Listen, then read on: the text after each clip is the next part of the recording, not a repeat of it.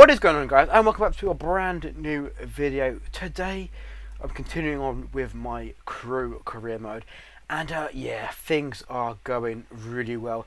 As you can see, we are in 5th place and we are predicted to actually finish 24th, so we are doing extremely well. Can we continue well? I'm not too sure. Our last results suggest we can't, so I thought I'd record now just to show you guys how high up in the league we actually are. So from the last game, we actually won at Doncaster. From then on, we've had very good form with 2 losses, which hasn't been great, but apart from that, we've been doing very well. So let's start off with Gillingham. We won 3-2. Alan Tate and the pacey Devon Green grabbing 2 goals, with Danny Potts scoring an OG to give him a slight chance at the end of that game. Then we went on and lost 3-1 to Notts County.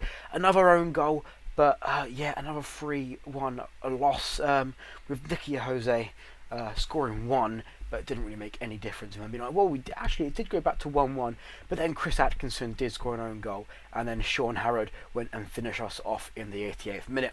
Then we went on and played Port Vale, where Ben Williamson grabbed 2 goals in the 70th minute. They managed to come back from us being 1-0 up, with McTighe-Trott grabbing another goal. Just missed out that game. Then we went and won 3-1 against Colchester. Devon Green, Atkinson and Billy Waters grabbing a goal in the 90+2 minutes to win us the game. The next game was against Yeovil. I was thinking of doing this game because Yeovil are a very strong side. McTighe-Trott, James Jones and Liam Nolan grabbing the goals there. It did go 2-0 to us, then went 2-2, and then Liam Nolan grabbing a free kick at the end to make it 3-2, which would have been a really good video to record, but I just wasn't in the races that day. Then we won and beat Fleetwood 3-0 with McTighe-Trott, Alan Tate and Devon Green, our strikers, banging away. Alan Tate's not a striker, but he's got a beautiful goal to give us a 3-0 win against Fleetwood. Unfortunately, our amazing form wasn't to continue, with us losing 3-0 against Barnsley, which is where I'm starting to worry. This could potentially be where we start to drop down in the league. So, the game I missed against MK Dons, I'm not actually going to show that one now, I've decided. We beat them 3-2. We did actually go 3-0 up, and then they came back to a 3-2. So we nearly lost the game. I'm actually going to show you guys the Yeovil game because it's a very exciting game, one that I really enjoyed watching myself, and the goal at the end just made it all the better. As you can see from the bottom, the game was very even, despite my banging on how I want us to play possession football. We had a little bit more possession. Yeovil did play very well. They had 16 shots to our 15, but the first goal came very early from kickoff. Who's picked up the ball? We were playing left back at the time. Played it into Jose. Jose loses it to Shepherd. We managed to win it back with Atkinson. Jones keeps the ball in the middle, plays it out to Waters. Waters goes through 2 men and plays it to Jose, and Jose scores the goal to put us up inside 30 seconds. A very good goal. Our second goal came with a penalty. James Jones grabbing the goal. James Jones has got a bright future, and there's a lot of bids from Premiership clubs coming in for him, so he could be on his way out. They did score, as you saw. The corner there from Gillett came out with our centre back clearing it. Ball went back in, and Foley went and put the ball in the back of the net to make it 2-1 at the time. At this point I was a bit worried. I just started to go a bit more defensive, but Water split the ball with Atkinson. We do lose it, as you can suspect. Gillett again plays a beautiful ball through to Morgan. We unfortunately didn't quite make it. He managed to get it away. What am I saying unfortunately? They're the opposite team. Grant picked up the ball, the ex-Crewe man, puts it in the box, and Foley at the back post. Suspicions of offside, but it actually made it 2-2. At this point I was a bit worried, decided to go attacking because we are the home team and we do need to be winning, but Liam Nolan scores an absolute belter of a free kick, which I'm sure sent the crowd into raptures to give us a 3-2 victory over Yeovil, who are in fact a very strong side, and that gives us a very important victory. So we are actually 5th in League One. As you can see from the table, it's very close in the playoff spots. There's only 6 points differentiating between 3rd and 8th. So we could easily drop out at any time, but then again we could easily push up and secure a third place finish. Preston and Bristol City have seemed to be running away with it. Bristol City will be champions of this league, there's no doubt about that. Preston have a chance of winning their automatic promotion spot. We are going to push, we are 10 points behind, but we are going to try. There's always a chance, and today's game is actually against Swindon. We actually lost 3-0 to Barnsley, so it's going to be quite interesting how we managed to do against Swindon. They're both very similar sides, so I'm not going to go out and play the same way as I did against Barnsley. They go and play 4-3-3 formation. So that means I'm actually going to go out and play 4-3-3 as well, with McTighe-Jose, Green and Waters in there, who have been our main goal threats. Waters has been insane. We've recently signed a new contract with him. His stats are nothing to shout about. He's 3.5 stars to be fair. Value of 300k. And as you can see, from 22 appearances, he scored 10 goals, made 7 assists, and got 5 player of the matches, which is definitely not too shabby at all. So that's the attacking three we're going to go for. In terms of the midfield, Jamie Ness, Atkinson, and the monster that is Liam Nolan, if it will let me do it. George Cooper, oh, he's injured, damn it. Right, that's completely changed to what I was going to do. I'm going to have to go back to 4-2-3-1. Let's have a think. Jamie Ness can go back into that deep line playmaker role.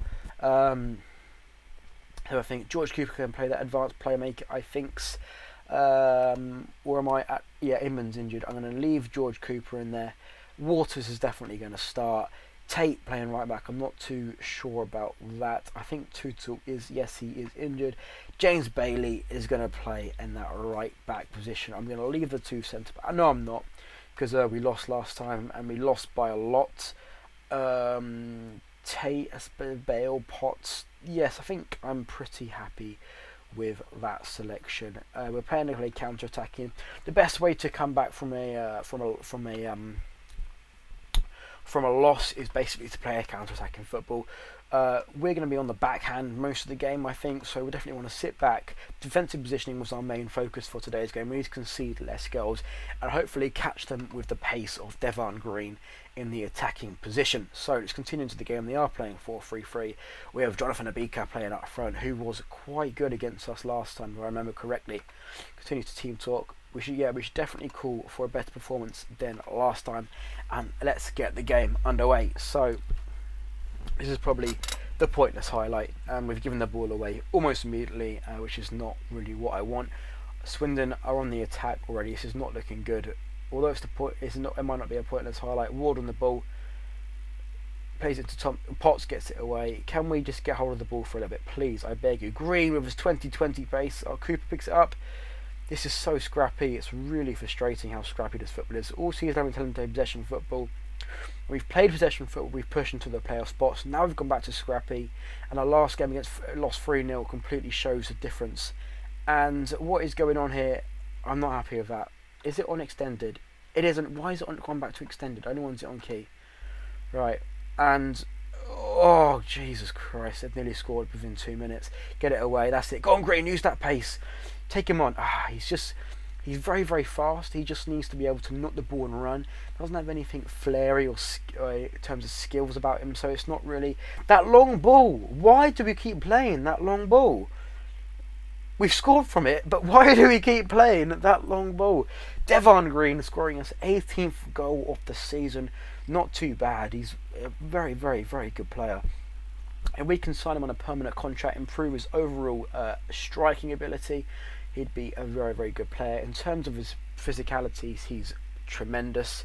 If he was to improve those mentals and those technical abilities, he would be absolutely a class player, especially for this division as well. He wouldn't be scoring 18 goals a season, he'd be scoring 30 goals a season minimum.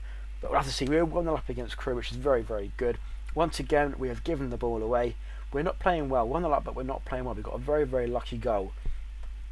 Swindon on the attack. Now, I'm not surprised if they score here, and they do. 1-1. I think they deserve that goal, to be honest. We are not playing well at all. We're getting very, very, very lucky. We're just relying on our goal scoring threat to score the goals. Although we are very high up in the league, we do concede too many.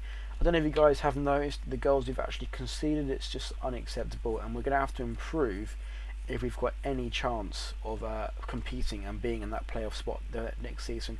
If we do get promoted, I'm very worried of how we're actually going to do in the Championship. We don't have enough money, and our youth team isn't quite good enough, and we've gone 2-1 down to Massimo Longo. That goal we scored was just far too quick, in my opinion. It's always good to get the goal, but we are definitely the weaker side here, and we are 2-1 down as a result. Atkinson is not having a great game. I would have much rather played that 4-3-3 formation today, if I'm being completely honest. Are they going to make it? Oh, the ball's on the break here. Cooper on the ball, plays a long ball again. This is so, if it was to his feet. Oh, but Jose here, does he have another chance? He takes him. Well, he gives it back to Ness. Ness with a stupid pass. Boys, I'm so annoyed. This is really, really getting on my nerves. Keep the ball under. That's better. Waters has got the composure. Yes, keep it on the ground, Cooper. Keep it on the ground. Oh, it's a good run, but it nearly scored. We just need to knock it around. Compose ourselves. Team talk. What can I say that will? No, there's nothing there. I just want them to relax on the ball. It's so frustrating. They are all young. We are favourites here, so I'm going to switch to attacking now. We need to go out and get a victory. We are not playing well at all. So I wonder how this will actually affect the team. In terms of how the players are getting used to the formation, it does look good. Their positioning is far better than it was at the beginning of the season. But what we really need to concentrate now on is the possession play. If we get that ball knocking around the pitch nicely, we will score more goals. And Green goes again to score another goal for his 19th goal of the season to make it 2-2. It looks like they've reacted well to the team talk at half time, and it's 2-2 now in front of our own fans. Can we push on and win the game? As you can see, they are playing better than us in general. Devon Green with an 8.8 rating, and I think it's George Cooper's is going to have to come off. He's looking exhausted. He's not playing too well today. Let's go. Laste Dumbax hasn't been in the wild for a very, very long time. He's a class player. He hasn't really been doing it. Waters has been stealing the show, if I'm being completely honest. But can he break back into the first team here with a few goals? Maybe the winning goal to win us the game against Swindon. Jimmy Ness is now looking exhausted. Is James Jones on the bench? He's not. He's injured, which is very, very unfortunate. Scratch that. We're going to leave him on. He can survive for 17 minutes. I'm sure he can. It's a very strong midfield we do have out on the pitch. 76th minute, 77th minute, 78th. James Jones, for you guys who don't know, is a player who's got a lot of things about him. There's been a lot of interest in him from Premier League clubs. If we can keep him, that'll be even better and probably help our push for promotion next season, which is what I'd rather be doing. I'm not too bothered about getting promoted this year. We just don't have the finances to do anything about it. But I don't know why that was a highlight. Belford here with a goal kick. Can it be? Who's that stepping back? Our left back let him win the ball. Atkinson with the tackle, that's why I left him on. Dumbax into Waters. Waters back to Bailey. This could be a chance for us here. Waters, Atkinson. Can we win it in the last minute? Dumbax, Waters. Here he goes. Keep going. One more. Good cross. Jose at the back post. And it's 3-2. We've won it late on again. Oh, what a fantastic goal. The loanee man. All these goals have been scored from our loanees here. What a fantastic goal. Let's quickly go into advanced tactics. Quickly contain. Let's just go out and park that bus for the last few minutes. We've got 1 minute left. Some people think there's no point in doing it, but I'm definitely going to do it. 1 minute of parking the bus. Just put every man behind the ball. Blow the whistle, referee. Oh, what they scored them. That's it, surely. And it is 3-2 to Crewe. Guys, that has probably been the most exciting game I've shown live on Football Manager. Yeah, what a comeback that was. Hopefully they said it was me. Sometimes when you get that sort of result, they say, oh, it's down to the manager. I think that was, if I'm being honest. I inspired them to a great victory. A very good tactical change as well. Let's have a quick look in the inbox. Yes, McTighe-Trott inspires Railwaymen. Danny Potts has heaped praise upon manager Archie McTighe-Trott after Crewe Alexandra pulled off a thrilling 3-2 win over Swindon Town at the Alexandra Stadium. Potts claimed that it was McTighe-Trott's words at halftime that inspired the team to overturn the deficit and emerge victorious at the final whistle. On that note, guys, I hope you have enjoyed this video. As you can quickly see at the bottom with my little statistics bar, we've scored 70, which is a hell of a lot, and we've conceded 64, which is not good. We've conceded too many goals. We need to sort that out. Next season, though, will really be my main concern. We've got a good structure of a team. If we can get a few players back, that would be really helpful. If we go into our schedule, quick. The next game will probably be Bristol City. They are running away with the league, as you guys probably know. So Bristol City will probably be the next game, and then from then on, if we made it into playoffs, we'll do that. My next game will probably be against Peterborough, and then we'll see from then on. Might be the next season after that, or it might be a playoff game. But guys, I hope you enjoyed today's video. It's been really good for me because we've just come out with an amazing result. This is the best game I've shown live. A 3-2 win with a late goal of McTighe-Trott getting another goal. He's been absolutely superb. But guys, I hope you enjoyed the video, and I'll catch you all later.